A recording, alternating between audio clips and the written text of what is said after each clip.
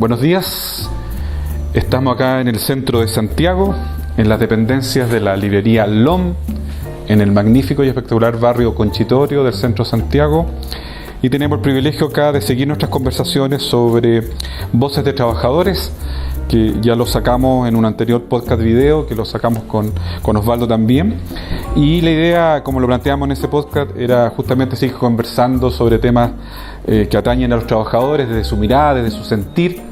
Y nos acompaña Pablo Padilla, que es sindicalista.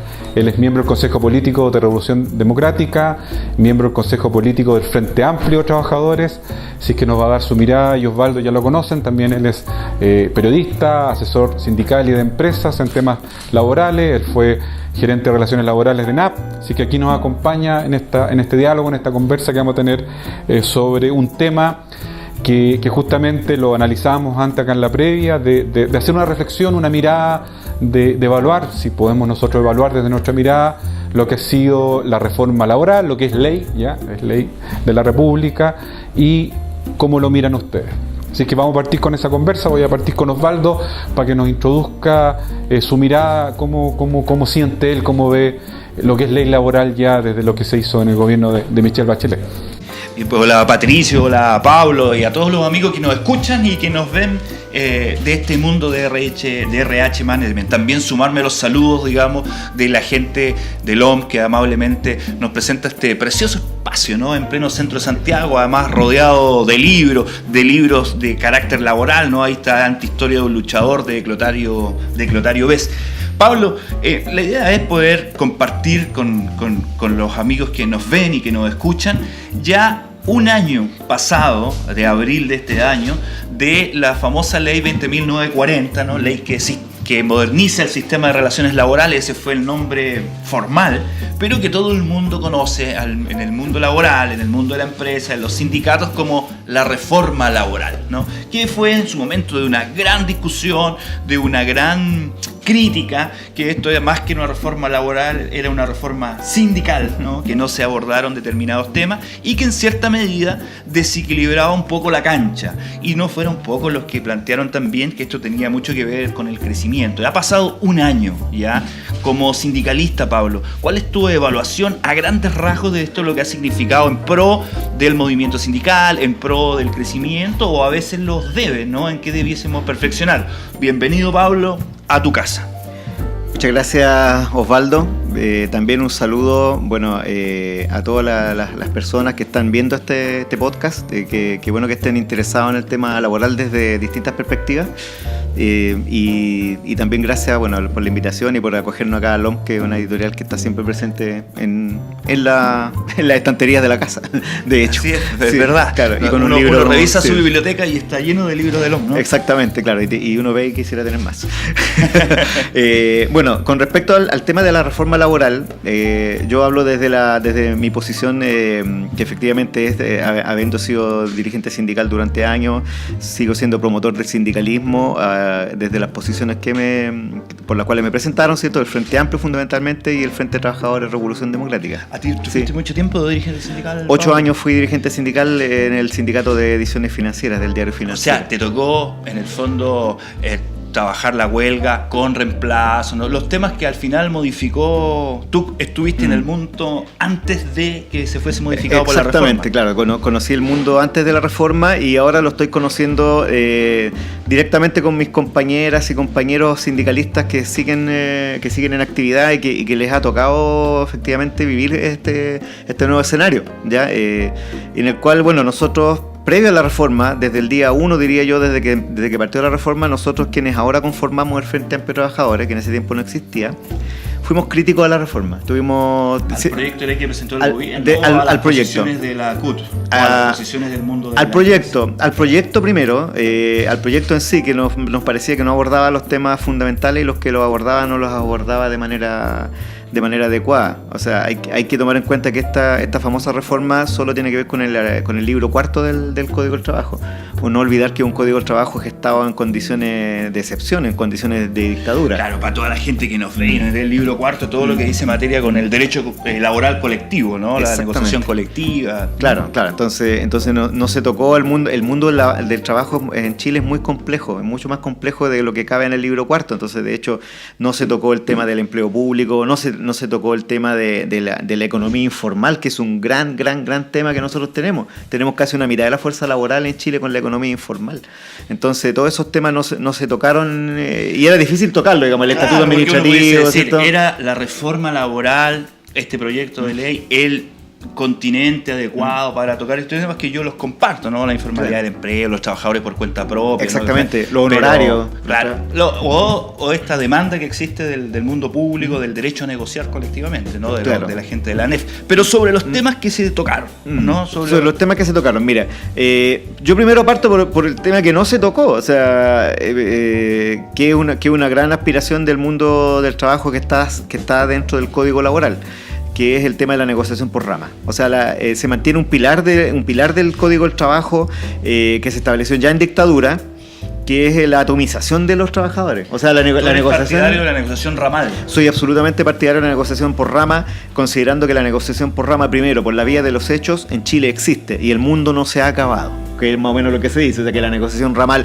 va a ahogar a las empresas chicas, que va a ahogar la iniciativa privada a nivel no de las grandes empresas, sino que de las pymes, ¿cierto? Existe todo ese mito y hay experiencias vigentes en Chile de negociación ramal que demuestran que esto no ha pasado.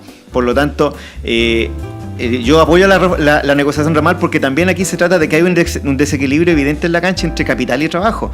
Y los trabajadores están desequilibrados y la manera de lograr que haya un equilibrio es dándole más poder de negociación. Y poder de negociación es negociación ramal. Parar una empresa no tiene ninguna injerencia, lo sabemos por experiencia los que hemos estado en huelga, los que hemos estado en huelga o que hemos votado a huelga sin llegar a asumirla porque no tiene ningún peso. Pero tú crees, Pablo, para la gente que nos ve, que con el nivel de sindicalización, ¿no? La última ENCLA habló de un 12%, el último informe del Consejo Laboral habló de un 20%.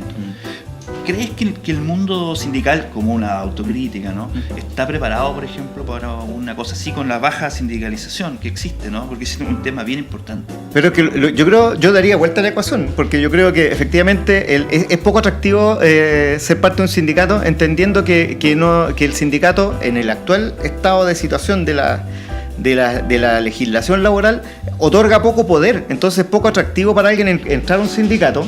¿Qué motiva a un trabajador? Claro, que motiva, si efectivamente ese sindicato, las experiencias muestran que no tiene efectivo poder. Ahora, si este sindicalismo tiene más posibilidades de equilibrar la cancha a la hora de negociar, tú dices que va a ser más atractivo. Va a ser más atractivo porque actualmente para mucha gente saca, más encima desde la perspectiva del individualismo, piensan que van a negociar mejor individualmente que colectivamente. Entonces también pasa eso. O sea, con sindicatos más empoderados va a ser más probable que la gente participe. Mira, te doy un ejemplo. Piensa en el mundo público, donde teóricamente no tienen derecho a negociar, pero se negocia por la vía de los hechos una vez al año, sí, ¿cierto? Y el reajuste, ¿no? Exactamente. Y ahí la sindicalización es mucho más alta. ¿Por qué? Porque la gente percibe que su participación sindical va a tener más efectos reales y va a tener más poder negociador que en un sindicato de empresa. ¿Entiendes? Entonces yo creo que si damos vuelta a la ecuación y empoderamos a los sindicatos, va a aumentar la sindicalización también. Entonces yo creo que ahí hay que dar esa mirada, es lo que yo... ¿no? Yo quiero hacer un punto ahí como para tratar de agregarle, para que me puedan opinar los dos desde una reflexión. Yo creo que lo que estamos discutiendo ahora, que es la negociación por rama, en el fondo, obedece a una discusión estructural de país. O sea, este es un tema histórico que la dictadura lo dejó afuera y que si uno mira a los países más desarrollados es un tema que lo tiene absolutamente superado. O sea, y yo concuerdo ahí con la idea de igualar el poder. O sea, la SOFOFA de Francia o la SOFOFA de Italia o de los países desarrollados, el equivalente a ello, se sientan de igual a igual con la CUT equivalente a ellos de allá. y no hay ningún drama porque las discusiones que se hacen ahí efectivamente es profunda. Y acá nosotros, como tenemos una audiencia que nos ven y nos escuchan muchos gerentes de recursos humanos, en las conversaciones que yo he tenido con ellos, a ellos también les facilita la vida a veces conversar con un solo sindicato y no con 20, ni con 40, ni con 50, y de hecho también les facilita la vida, y de hecho en la minería se da mucho, cuando empiezan a conversar varios y se ponen de acuerdo en los grandes temas. O sea, yo creo que la minería en Chile ha sido bastante vanguardista en eso y ha ido más allá de la ley, no solamente a nivel sindical, sino también la misma directiva, el nivel gerencial. Y ahí, claro, hay cosas positivas y cosas negativas en esa relación. Pero si uno conversa con los vicepresidentes de recursos humanos de las grandes empresas mineras, ellos te van a decir que efectivamente ellos prefieren tener un nivel de negociación mucho más maduro y grande, y no a veces esta discusión de la chimuchina que nos toca a muchos gerentes, que a veces les toca discutir cuestiones que son...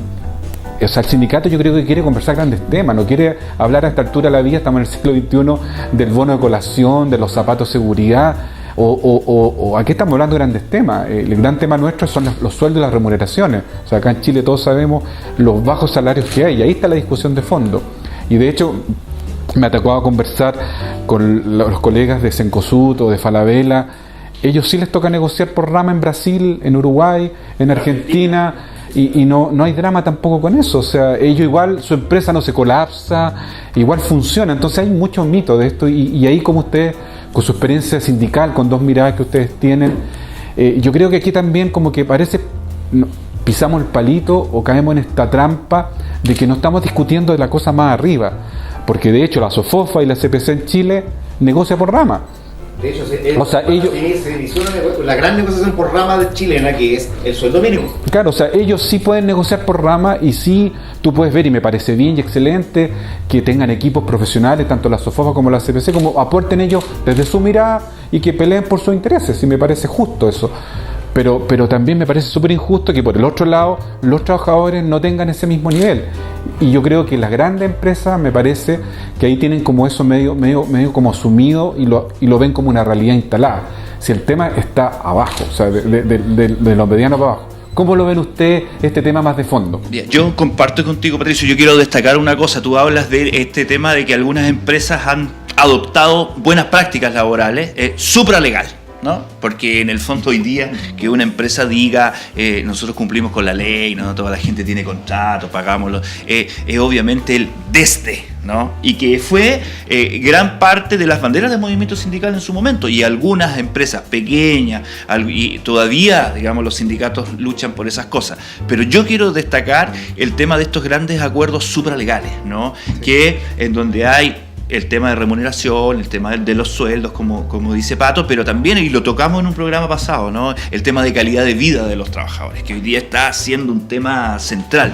Y yo creo que esa práctica que se da en las grandes mineras o en las grandes empresas, que más que por rama, tú lo que hay ahí son conversaciones con federaciones, ¿no? Claro. Que agrupan a muchos sindicatos, algunas con confederaciones en el mundo de la minería, que es lo más parecido que tenemos nosotros, independiente de la discusión de la ANEF, a una especie de negociación ramal. En el fondo estamos hablando de acuerdos o negociaciones de la empresa o grupo de empresas. Muchas veces, en el caso de la minería, hace poco se armó una organización sindical súper interesante, digamos, en el mundo de la minería, ¿no? Que agrupa a 18 sindicatos, bien relevante. Yo creo que eso es destacable y es bueno, y comparto lo que dicen ustedes en términos de que no se acabó el mundo, ni pasó nada terrible, como también se pronosticaba antes de la reforma, ¿no? Antes de la reforma también se pronosticaba una serie de cosas. Ahora sí, yo creo, y este es mi punto, ¿no?, que esto tiene que ir de la mano de una madurez del movimiento sindical también, ¿no? O sea, yo creo que los sindicatos le hacen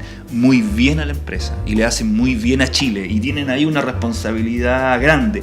Yo creo que el tema de la sindicalización en el país es un tema, ¿no? El 12 o el 20% de sindicalizados, según la ENCLA, es lejos bajísimo al resto de los países donde hay negociación por rama, o a los países de la OECD, ¿no? Que nos encanta compararnos con la OECD. Nosotros debiésemos estar dentro de las tasas de sindicalización más bajas. Me compro y comparto esto que dices tú, ¿no? ¿Qué es lo que es primero, el huevo o la gallina, ¿no? Claro. En la medida que haya una negociación real, efectiva, que pueda mejorar, va a ser atractivo para el trabajador sindicalizarse.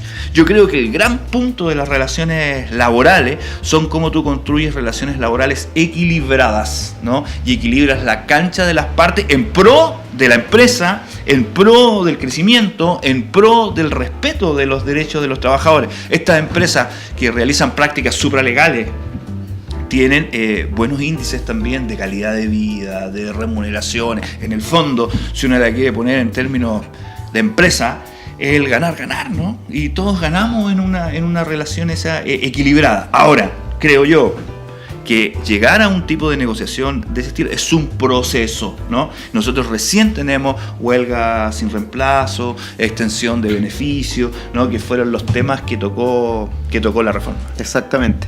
Y que también son temas que bueno, para eso nos sentamos acá, que es como para evaluar el asunto. Entonces, nosotros, como te digo, desde el principio que fuimos críticos a esto, no estábamos de pitonizos, ni mucho menos, pero de alguna manera anticipábamos algunos conflictos que se fueron dando y que se están dando actualmente con respecto a lo que la ley estableció. Y, por ejemplo, uno podría hablar de lo que pasó con los servicios mínimos. Que va muy asociado a la huelga, ¿no? Exactamente. Derecho a que huelga ver, sin reemplazo, y la contraparte son servicios mínimos. Claro, que eso, el primero que sea sin reemplazo, tal cual lo estableció la ley, está bien cuestionado porque tiene muchos caminos para reemplazar, por el reemplazo interno, por la modificación de los turnos previos a la huelga, por poder modificar los contratos. Hay un tema ahí con el mundo contratista. El tema del mundo contratista a mí me asombra cómo pasó colado. O sea, el tema de los mundos, en la minería eso va a tener un impacto tremendo. Para de que el mandante pueda reemplazar al contratista. Lo que ocurrió es que hay una empresa contratista que va a huelga, legal, ¿no? Por cierto, y la empresa mandante puede contratar otro servicio. Para que no. Entonces, ¿qué dicen los trabajadores contratistas? Yo tengo muchos amigos dirigentes sindicales contratistas. En el fondo, nuestro derecho a huelga no existe. Exacto, ¿no? Claro. Entonces, ese tipo de cosas son claramente retrocesos. Y el tema de los servicios mínimos, primero, el concepto se diluyó. O sea, de alguna manera antes existían los equipos de emergencia para determinados casos, fundamentalmente estaban orientados a los trabajos ligados a la salud, ¿cierto? Pero aquí se abrió la cancha que la calificación de lo que una empresa tiene con servicios mínimos tiene una definición muy general y, en definitiva, la calificación quedó en manos de los tribunales del trabajo. Es decir, se forzó a judicializar un proceso. O sea, ¿Qué quiere primero decir con la esto? dirección del trabajo. Claro, con la dirección del trabajo y puede llegar hasta los tribunales, ¿cierto? Entonces, ¿qué quiere decir esto? Que si tú vas a negociar colectivamente en un año más, tienes que, antes, ir a la dirección del trabajo, claro, tienes que tener definido cuáles son los servicios mínimos para esa empresa. Ya, un acuerdo entre la empresa y el sindicato. Entonces, claro, y ahí tuvimos casos groseros como la empresa del metro, que es una vergüenza, que es una empresa estatal que pidió servicios mínimos al 92% de los trabajadores. Al final no pasó, pero... Una anécdota, algunos amigos dirigentes sindicales míos, ¿no? Le dicen que en vez de servicios mínimos se llaman servicios máximos. Claro, porque en exacto. el fondo, claro, alguna empresa elevar para efectos de negociar. Para efectos de negociar y efectos de disminuir el poder que tienen los trabajadores de digamos, de interrumpir el normal desarrollo de la empresa, que de eso se trata, ¿cierto? Que el poder de fuego de la huelga, ¿no? Exactamente, claro. Entonces los servicios mínimos, primero, burocratizan, judicializan un asunto y segundo, entregan la responsabilidad de estos servicios mínimos, son de cuenta de los trabajadores, no de la empresa. En la ley anterior, cuando habían reemplazo en determinados momentos, ¿cierto? Había una etapa en el proceso de negociación colectiva en que la empresa podía contratar. 15 tú podías 15, claro. Y eran de cargo de la empresa, incluso había que establecer bajo qué condiciones los contrataba y todo eso. Y ahora resulta que eso es de cargo de los trabajadores. Entonces, evidentemente, eso es un retroceso salvaje, es un retroceso brutal. Ahora, yo creo, y ahí discrepar un poquito, ¿no? Yo estoy de acuerdo que los servicios mínimos es un tema que se ha enredado, que a veces se ha judicializado, pero el concepto de la huelga sin reemplazo, ¿no? Yo creo que es un avance, digamos, si uno lo puede ver en la historia larga de reivindicaciones laborales. Una pregunta a los dos, porque no le hemos contado a nuestra televidente, pero bueno, Osvaldo más tiene tiene esta doble militancia y además miembro del Consejo Político de la Democracia Cristiana, entonces también tiene una mirada política del tema sindical y el tema laboral, una mirada más dentro de toda la riqueza de miradas que tenemos en el país. Y bueno, por el lado Pablo, desde el Frente Amplio. Pero Pablo decía que hay un tema con los servicios mínimos, lo que hay detrás, y ponen el ejemplo del metro, y es la conversación que se liga, que lo que se busca es restarle poder a los sindicatos. Desde dos miradas que son distintas o complementarias, aquí lo vamos a ver. ¿Por qué creen ustedes que se da esto? ¿Por qué empresas como el metro, que es pública, o empresas privadas, no quieren restarle poder al sindicato? ¿Por qué? ¿Qué es lo que hay detrás de eso? ¿Cuál es su opinión? Yo creo que es claro, o sea, el poder habla por sí mismo.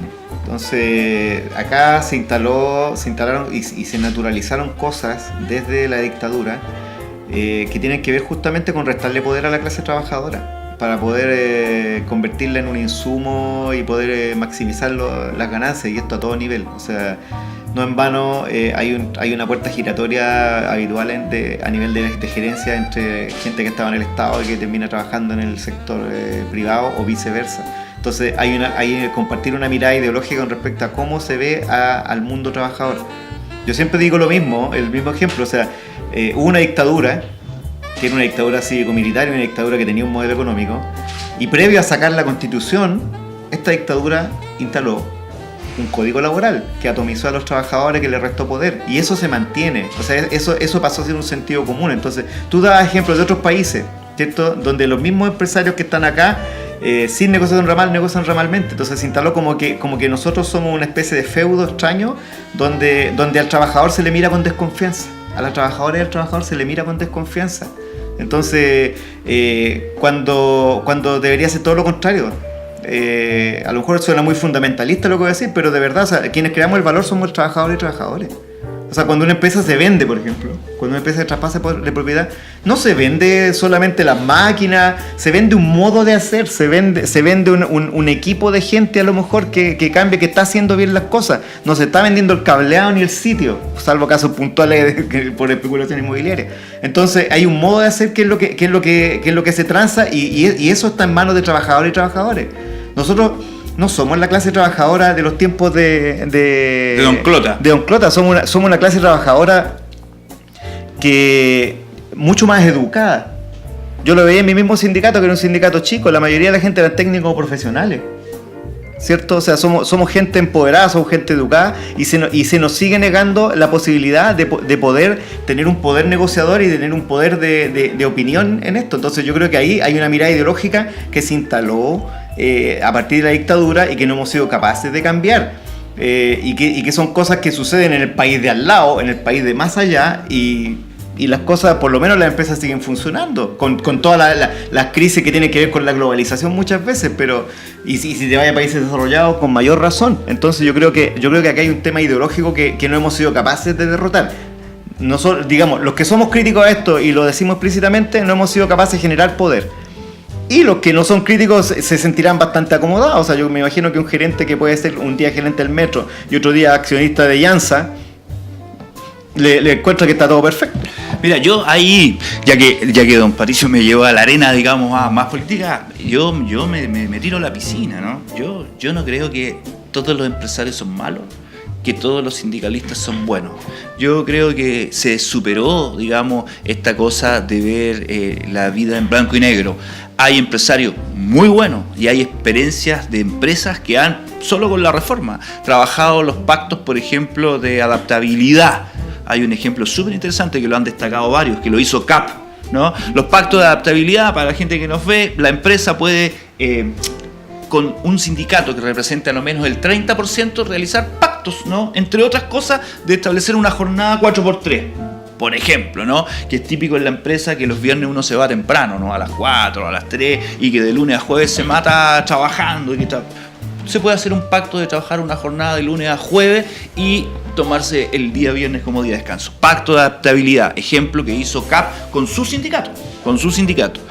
Y hay empresarios muy malos, ¿no? Hay sindicalistas, dirigentes sindicales muy buenos, y hay otros que no lo son tanto, ¿no? Entonces, ¿qué creo que ha ocurrido en torno a esta pregunta que nos tira Patricio, digamos, para la reflexión? Yo creo que el concepto de huelga sin reemplazo produjo mucho temor en las empresas, ¿no? Porque cuando nosotros vivíamos una huelga, a mí me ha tocado estar desde el lado de los sindicatos y desde el lado de la empresa mucho tiempo, ya mucha honra, ¿no? ¿Qué decía el sindicato cuando se votaba una huelga? ¿Somos capaces de hacer efectiva la huelga? ¿Cuántos días aguantamos en una huelga? Y eso es lo que hacen los dirigentes sindicales, ¿no? Porque es duro estar en una huelga. No recibes remuneración, estás temblando con tu empleo, ¿no? Es muy complicado. Y la empresa, cuando iba a una huelga, hacían el mismo análisis. Y decían, ¿cuántos días somos capaces de soportar una huelga sin que haya una pérdida patrimonial importante, ¿no? Y generaba un lío al interior de la empresa. Para una empresa una huelga también es un problema. Entonces cuando se plantea esto, huelga sin reemplazo, así nomás, se produce un cierto temor en el mundo empresarial. Y el mundo empresarial empieza a trabajar un poquito más en serio el tema de las relaciones laborales. Yo creo que lo que se produjo es que empiezan a profesionalizar las áreas, a entender que el encargado de relaciones laborales no es el ejecutivo buena onda que llega a un acuerdo con los sindicatos, ¿no? Es un tema que hay que profesionalizar, que trabajar, y los conceptos de diálogo, trabajo decente, relaciones laborales colaborativas, se empiezan a encarnar en la organización. Y sí creo que efectivamente los servicios mínimos se han desnaturalizado en lo que fue su concepto, ¿no? Para que nos podamos poner de acuerdo, esto es algo así como en el mundo de la salud, los turnos éticos, ¿no? Yo ejerzo mi derecho, pero se establecen algunos servicios, y la palabra lo señala, mínimo, para que no se produzca detrimento en la sustentabilidad de la empresa en función de determinadas argumentaciones.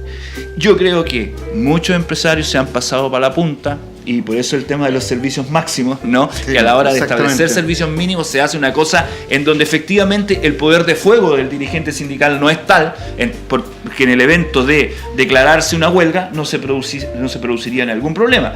Como también creo, porque así es la vida, que en el mundo sindical también los servicios mínimos no pueden ser cero, ¿no? Así como está el ejemplo del metro, hay ejemplos en donde la propuesta de los sindicatos o los sindicatos lo que quieren hacer con los servicios mínimos es plantear cero, ¿no?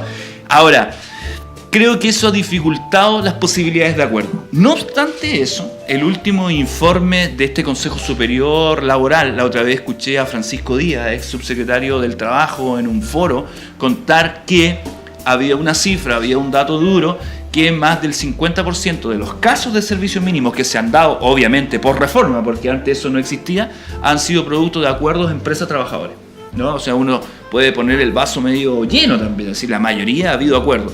¿Que se ha complicado esto? Se ha complicado. Muchas empresas han planteado y ponen en cuestión, como lo decías tú, Pablo, la facultad de la dirección del trabajo para resolver, ¿no? Esto se parece un poquito al 2007, cuando cuando se discute esto, la facultad para internalizar trabajadores a propósito de la ley de subcontratación, ¿no? Que hubo una disputa entre la justicia formal y la justicia administrativa. Yo creo que es un tema en evaluación cómo va a ir dando. Ahora, ¿qué creo yo? Que efectivamente las empresas se tienen que adecuar a los tiempos, a lo que estamos viviendo, al mayor empoderamiento de la ciudadanía y por ende de las organizaciones sindicales. Ya no es de buena onda que yo converse con el sindicato, es porque forma parte de mi negocio y yo tengo que construir relaciones laborales equilibradas, y esas relaciones se construyen no porque yo hago lo que quiero y los dirigentes no me entienden, porque así como hay prejuicios para lado y lado, los dirigentes sindicales tampoco quieren destruir la empresa, ni están aliados, digamos, con la están en una confabulación desalfate, digamos, ¿no? Claro. Para que la empresa se destruya. No es así, ¿no? Yo no creo, hace mucho tiempo, en un mundo blanco y negro, de buenos y malos, ¿no? Y estos espacios de reflexión, todo lo que se trabaja en el mundo de recursos humanos, lo que apunta precisamente es a construir relaciones laborales colaborativas, equilibradas, digamos, en donde ambas visiones jueguen con mucho respeto entre las partes. Bueno, mira, yo coincido, yo tampoco tengo una visión de blanco y negro al respecto, pero sí uno ve tendencias. Y uno identifica que efectivamente han habido un montón de huelgas pre-reforma laboral y post-reforma laboral donde la empresa no solo quiere ganar, y muchas empresas quieren ganar y quieren ganar todo. Y apuntan, si tú te das cuenta de las consecuencias, apuntan no solo a ganar esa negociación, sino que efectivamente a a destruir las organizaciones.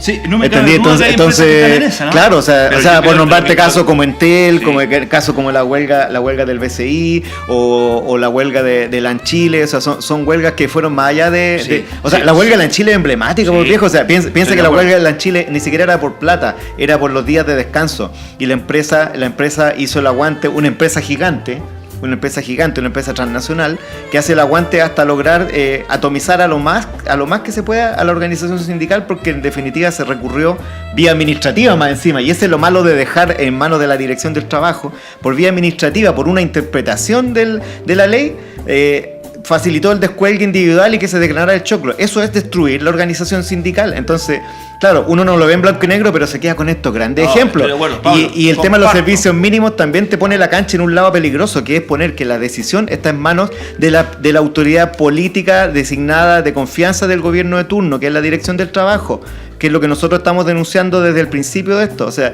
es muy probable que este gobierno quiera gobernar por decretos, y eso fue una pequeña muestra, lo que hizo la Dirección del Trabajo, de cómo viene la cosa. Entonces, un problema que no existía antes, que era la definición de los servicios mínimos en manos de la autoridad administrativa, actualmente queda en manos de la autoridad administrativa. A mí me parece peligrosísimo, me parece muy peligroso, y para gente, y más para una visión ideológica que viene supuestamente a achicar el Estado, poner en personero del Estado la definición, me parece primero una inconsecuencia oportunista, y es súper peligroso, y el ejemplo de la en Chile lo muestra.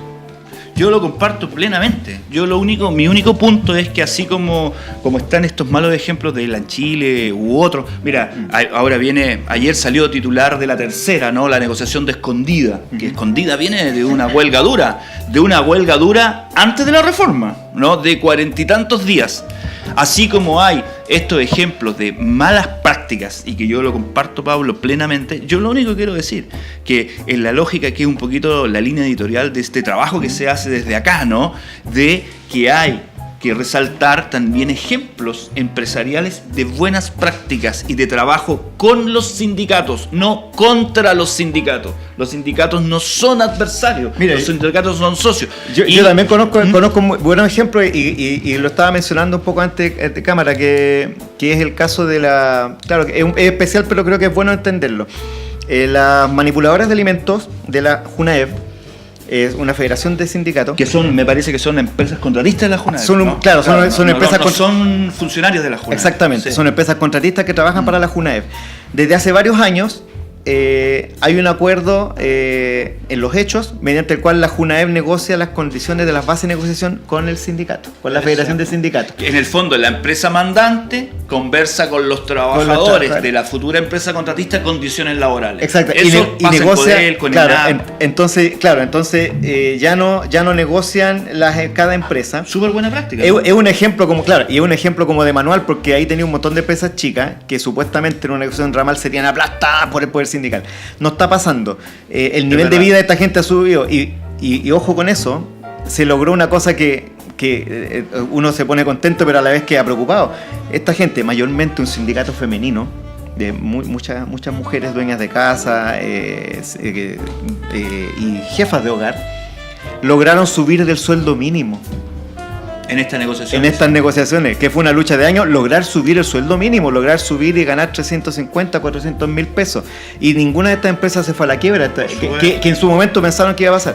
Yo espero que esto se mantenga. Con el cambio de administración, el cambio de gobierno, espero que la empresa mandante lo mantenga, porque es una buena experiencia en la cual por la vía de los hechos se realizó. Y ahí tenía un ejemplo en el cual también las empresas chicas que son las contratistas lo asumieron y están afrontando un tema que supuestamente era el acabose y el apocalipsis de zombies con respecto a la negociación. No, era cruzar el límite, ¿no? Cómo la empresa mandante va a conversar con los trabajadores porque legalmente no corresponde, ¿no? Y el ejemplo que das tú, Pablo, me parece súper bien, y yo he visto también esto que se repita. Si eso es, ahí tenemos un punto de acuerdo, ¿no? Exacto, hay muchas malas prácticas condenables, pero hay otras buenas, ¿no? Sí. Y el trabajo un poquito de la gente, de los sindicalistas, de la gente que se dedica al tema laboral, laborales, cómo vamos construyendo un país, una empresa con relaciones laborales equilibradas. Y lo que estamos haciendo nosotros aquí como revista es equilibrar la cancha también, ¿no? Exacto. Es decir, mira, esto es lo que piensa un sindicalista en torno a estos temas y que es relevante en el corazón del mundo de la empresa.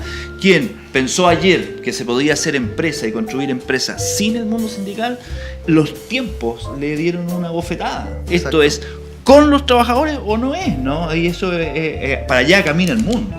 Quiero ahí complementar, nos quedan como 12 minutos para terminar esta conversa. Me pasa que a los dos les encuentro razón. Estoy con los dos. Gracias. O sea, estoy súper de acuerdo con lo que dice Pablo, con su mirada, con su diagnóstico político, cultural, sociológico, económico, estoy de acuerdo. Pero también estoy de acuerdo con la mirada que aporta que efectivamente hoy hay empresas medianas, chicas y grandes, quizás nos damos las noticias, las sabemos más por las grandes, que efectivamente están preocupadas y están conectadas con el sentido del negocio sustentable, respetando a las personas, respetando a los trabajadores y preocupándose de su calidad de vida. O sea, en nuestras plataformas comunicacionales hemos entrevistado a cientos de gerentes de recursos humanos con cientos de prácticas que avalan efectivamente una mirada positiva de buscar, entre comillas, a algunos no les gusta, a otros sí, la felicidad de las personas dentro del mundo del trabajo. Pero también existen empresas y hay gerentes que no hacen eso, que lo que se persiguen a los sindicatos, despiden a los dirigentes sindicales, tienen malas prácticas, pagan mal, pagan muy mal. Lo menos que se pueda. Porque coincide que la mayoría de las empresas, las grandes que están preocupadas de la calidad de vida de los trabajadores, efectivamente pagan bien. O sea, no es que solo hagan show o pan y circo, como dicen algunos por ahí, sino que también les pagan bien. O sea, tienen una mirada conectada con el negocio. Y la pregunta que les quiero hacer, un poco para ir cerrando la reflexión, ¿qué le podemos decir a estos gerentes, a la gente que nos escucha, a la gente que nos ve, a los profesionales de área de recursos humanos? Porque este tema de las relaciones laborales está instalado. Hoy día hay un nuevo gobierno con una mirada distinta al gobierno anterior, con una ideología distinta al gobierno anterior, en donde hay algunos puntos de acuerdo en algunas cosas y en otras cosas no hay puntos de acuerdo. Y están ahí los gerentes, están los profesionales que tienen que hacer su pega. ¿Y cómo la hacen? ¿Cómo ayudamos, como lo dice Osvaldo, a generar relaciones laborales de verdad, sinceras, de confianza, donde efectivamente el valor del trabajador sea compensado de una manera justa y equilibrada? ¿Qué le pueden decir a ustedes? ¿Qué camino podemos tomar? ¿Qué podemos hacer? Porque estamos frente a un tema que estamos a mayo, de un gobierno que se está instalando, en donde algunos temas no se escuchan y otros temas sí. ¿Qué pasa ahí? ¿Cómo lo ven ustedes? Mira, yo creo que si tenemos que hablarle, como dices tú, al mundo gerencial, yo creo que hay que entender que hay temas país que cruzan la empresa donde tú estás. Y eso lo tiene que entender tanto el dirigente sindical como el gerente de recursos humanos, o el gerente de finanzas, o el gerente general, o la gerenta, que en el caso de mi empresa, que eran gerentes. Y que estos temas país pueden ser parte de la resolución. Hablamos de los sueldos en Chile, el tema de los bajos sueldos. Chile es un país que es muy inequitativo. A lo mejor los sueldos y los ingresos son más altos que en países de la región, pero sabemos que la realidad diaria es brutal. O sea, si miramos las cifras, la cantidad de gente que está sobre la línea de pobreza o que está ganando menos de 500.000 pesos es tremenda. Y eso es producto, entre otras cosas, de la mala distribución de los ingresos. Y esa mala distribución de los ingresos se ve en las empresas. O sea, uno lo ve así como con cifras globales, pero a mí me tocaba estar en una empresa donde a lo mejor el promedio de mi sindicato, de mis afiliados, era 600.000, 700.000 pesos de sueldo, y había sueldos gerenciales de 18 millones de pesos. Por lo tanto, si hablamos de inequidad y lo miramos así como desde arriba, de la nube, y uno dice, ¿qué puedo hacer? Pero tú eres gerente de una empresa donde tú ganas eso y después mezquina subirle 50.000 pesos a alguien. Entonces, ese tema, que es la inequidad, que hasta la Iglesia Católica lo ha planteado, ¿cierto? O sea, esto no nos metamos ahí. ¿Cierto? Históricamente, digo, no contingentemente, digo. Sí. Pero y lamentablemente que la Iglesia Católica chilena dejó un poco de lado ese tema y se preocupó de otras cosas, pero eso es otro tema. Donde la inequidad es un tema país, está en manos justamente del que esté administrando una empresa, de a lo mejor de romper eso, de ser capaz de subir el promedio el promedio de sueldo de sus propios trabajadores. Es un tema país que se está resolviendo a puertas adentro de tu empresa, tú como sindicalista o tú como gerente. Entonces yo creo que eso es poner las cosas en una perspectiva histórica y en una perspectiva política de lo que tú puedes hacer, porque si tú eres capaz de hacer ese esfuerzo y decir, nos vamos a limitar y vamos a lograr reducir esa brecha entre el sueldo más bajo y el sueldo más alto en tu empresa, creo que estás haciendo un aporte, porque estás haciendo ejemplo para que poder nombrarlo acá en un espacio como este, decir, estos gallos lo están haciendo bien porque redujeron la brecha. A mí me llamaba mucho la atención, por ejemplo, en mi empresa. Yo me acuerdo que había una persona, no voy a dar los nombres, pero de repente van y me dice, la misma gerente, tal persona es la persona más importante, y él era como uno de los juniors, que era la persona más importante de la empresa, que sin ella no funcionaba, y todos lo sabíamos, que era la persona más importante porque desde el que abría todo. Y era uno de los sueldos más bajos. Entonces, ahí se está resolviendo un tema que es personal de la empresa con esa persona, pero también está ahí dando una visión política y una visión de país, que es lo que tiene que entender. Un gerente de recursos humanos tiene que entender que lo que está haciendo es trabajar temas de país. No solo resolviendo que la junta de accionistas lo aplauda a fin de año y que le dé un bono por aumentar las ganancias. Y estamos en la misma mirada. Yo a los gerentes les decía, a las gerentes les decía, yo quiero lo mismo que quiere la junta accionista, quiero ganar más por lo que hago. Pero estamos en puntos distintos. Yo estoy tratando de subir de las 700 lucas y a lo mejor tú estás tratando de ganarte un bono en el cual te vaya a comprar un auto de 40 millones de pesos. Eso es inequidad. Y eso es un tema país que se resuelve dentro de la empresa. Y creo que esa es una responsabilidad que tienen que entenderlo. Porque lo que están entregando no es solo un aumento o una disminución de sueldo, están entregando señales. Si entrega una señal positiva, tú, como lo estás destacando, vas a tener otro nombre para destacar. Y si no lo hace, los que miramos la mirada negativa vamos a decir, ven, son pulpos, como dicen los carteles en las huelgas, y que no les gusta. El que le ponen pulpo se lo gana, los sorry. Mira, yo creo que compartiendo lo que dice Pablo, uno lo pudiese encuadrar en el gran concepto de la responsabilidad social empresarial, ¿no? Hace 30, 40 años este concepto no existía y las empresas hacían todo lo posible para maximizar utilidades y se entendía, digamos, como dentro del marco que hace una empresa, maximiza utilidades, gana dinero. Después con la incursión de la RCE, de la sustentabilidad, uno empezó a trabajar otros conceptos, ¿no? La licencia social para operar, capital reputacional, y esto no podía hacerse a cualquier costo, ¿no? Había que hacerlo con respeto al medio ambiente, con respeto a la sustentabilidad y con respeto a los derechos establecidos por ley de los trabajadores.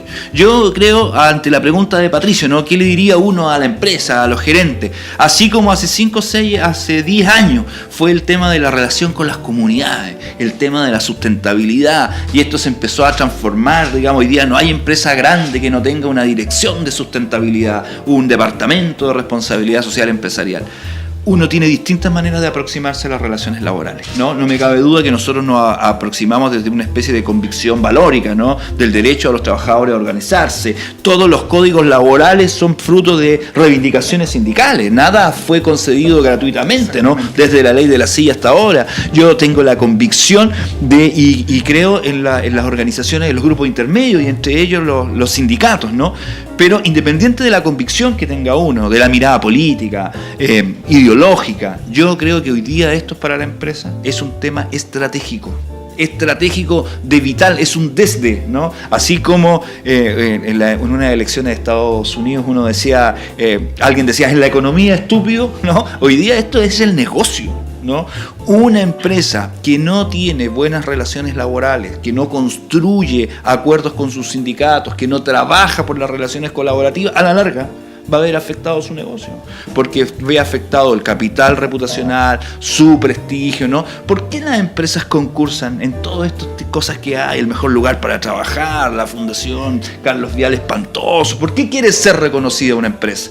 Porque le otorga capital reputacional, ¿no? Porque es una buena musculatura. Esto se construye armando relaciones laborales. Ya quedaron atrás los tiempos en que yo con un truco me sacaba el sindicato de encima, ¿no? Hacía todo lo posible para que no hubiesen sindicato, hacía todo lo posible para que la sindicalización no aumentara, que entre otras cosas fue un gran tema de la reforma, la extensión de beneficios. Ya no existe la extensión de beneficios unilateral, sino la tengo que hacer con los trabajadores, con la organización sindical, que era una arma que se ocupaba en cierta medida para, voy a decirlo de manera elegante, ¿no?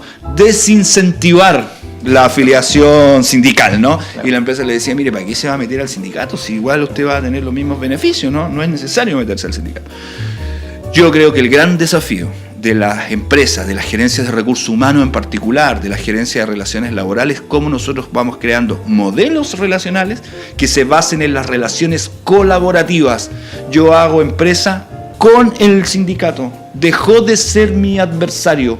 Juntos enfrentamos los distintos desafíos de la empresa con todas las responsabilidades país que tú dices, Pablo, ¿no? Una empresa es responsable ante el país, no puede hacer cualquier cosa, no puede jactarse de solo cumplir la ley, ¿no? Eso es obvio, ¿no? O sea, todos tenemos que cumplir la ley, ¿no?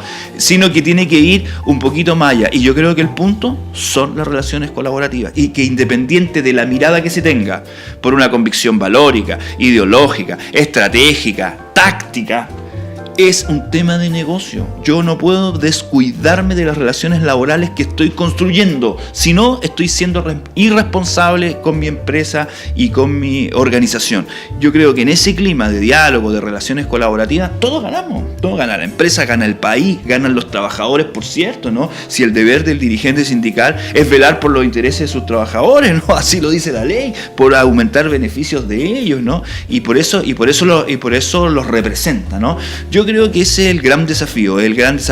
Nosotros vamos a ir viendo, a mi humilde opinión, cómo las empresas van a ir construyendo estructuras de relaciones laborales, ¿no? Cómo estas áreas se van a ir profesionalizando, ¿no? Y no va a ser solo el encargado que está para conversar o para dilatar la decisión con el sindicato. Si uno mira para afuera, en los países de gran nivel de sindicalización, eso han hecho las organizaciones, ¿no? Se han puesto al día con los tiempos. Y yo creo que ese es el gran desafío, ¿no? El gran desafío de la empresa. Ok, estimados, se nos acabó el tiempo, para que vean que pasan rápido 45 minutos. Quiero agradecer a Pablo Padilla, del Frente Amplio, sindicalista, por participar acá con nosotros, regalarnos sus ideas, sus pensamientos, y a Osvaldo, que ya es de la casa y también nos da su visión y su mirada con respecto a un tema que es fundamental en cualquier empresa en este país, y vamos a seguir conversando en nuestros próximos podcast videos. Así que muchas gracias a los dos, y gracias a LOM por darnos la posibilidad de debatir en su casa, acá en la librería LOM de Conchitoro. Así que muchas gracias una vez más. Gracias Pablo, gracias a todos, y gracias a LOM. Sí, gracias.